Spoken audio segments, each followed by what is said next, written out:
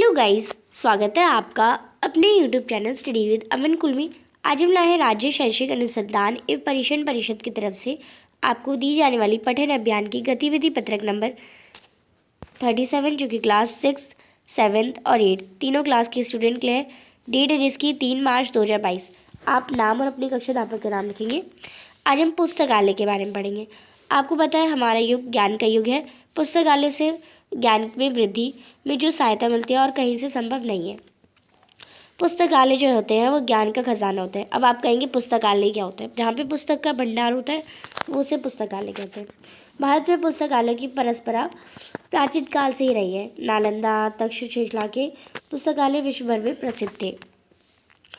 छपाई की कला के साथ ही भारत में पुस्तकालयों की लोकप्रियता बढ़ती चली गई। दिल्ली में दिल्ली पब्लिक लाइब्रेरी की सैकड़ों शाखाएं हैं।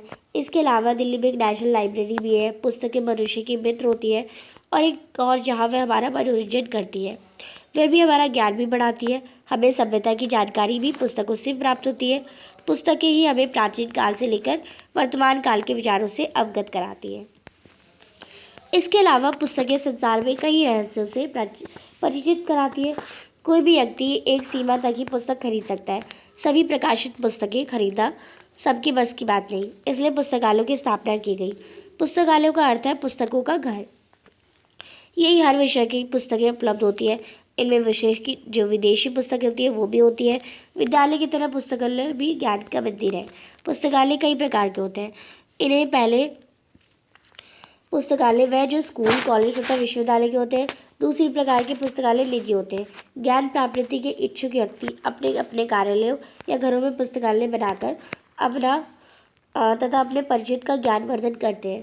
तीसरे प्रकार के जो पुस्तकालय होते हैं वो राजकीय पुस्तकालय होते हैं। इनका संचालन सरकार द्वारा किया जाता है। इन पुस्तकों का लाभ सभी लोग उठा सकते हैं। इसके अतिरिक्त स्वयं सेवी संगठनों व सरकार द्वारा सचल पुस्तकालय सेवाएं चलाई जा रही है। ये पुस्तकालयों पर एक वाहन पर होते हैं। अब मैं आपको कुछ 5 पुस्तकों के नाम बताऊंगी, जिसका पुस्तक का नाम, लेखक और प्रकाशक और मूल्य भी। तो करते हैं इसका आंसर। पहली बुक है तेलीराम की कहानियाँ, जो कि प्रकाशक सावन, और इसका जो संपादन है वो सावन है और मनोज पब्लिकेशन है, और ये 100 रुपये की है। फिर है पंचतंत्र, जो कि विष्णु शर्मा की है, ये भी मनोज पब्लिकेशन, 100 रुपये की है। 41 अनमोल कहानियाँ, जो कि प्रेमचंद की है, मेपल प्रेस की, 170 रुपये की। फिर है गीतांजलि, जो कि रविन्द्रनाथ टैगोर की है, कंप्यूटर प्रेस से है, कंप्यूटर पब्लिकेशन से है, जो कि 100 रुपये की है।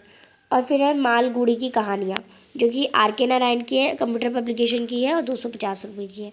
तो आप इसे कर लेंगे। नेक्स्ट क्वेश्चन है, आप अपने विद्यालय के पुस्तकालय में अपनी पसंद की किसी एक पुस्तक को अपने नाम से जारी कराइए तथा पढ़ने के बाद उस पुस्तक की विशेषता पर अपने साथियों के साथ कक्षा में चर्चा कीजिए। तो करते हैं इसका आंसर। तो मैंने अपने विद्यालय के पुस्तकालय से पंचतंत्र की कहानियाँ और पुस्तकों को अपने नाम से जारी करवाया। वह बहुत अच्छी और रोचक पुस्तक है, जिसमें कई सारी कहानियाँ होती हैं, जिनसे हमें सीख मिलती है कि हमें उन्हें पढ़ने में मज़ा भी आता है और हमारी सच्ची मित्र भी होती है। तीसरा प्रश्न है, पुस्तकें मनुष्य की सच्ची मित्र होती है। इस विषय पर 10 वाक्यों में अपने विचार लिखिए।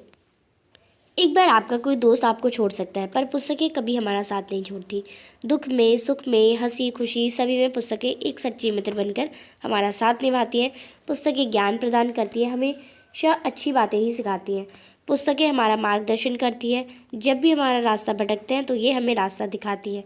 पुराने मंदिर, पुराना इतिहास सभी नष्ट हो सकता है, पर पुस्तकें हमेशा जीवित रहती हैं। पुस्तकें हमारे जीवन में बहुत महत्व रखती हैं। ये हमें एक अच्छा इंसान तो बनाती है, साथ ही सच्चे संस्कार भी प्रदान करती है। हम इसी के ज्ञान से अच्छे बुरे की पहचान करना जानते हैं। तो आप इसे कर लेंगे। ये थी आपकी आज की बहुत आसान सी वर्कशीट। आई होप आपको अच्छे से वर्कशीट समझ आ गई होगी। चैनल को अभी तक सब्सक्राइब नहीं किया है तो प्लीज़ मेरे चैनल को सब्सक्राइब ज़रूर करें।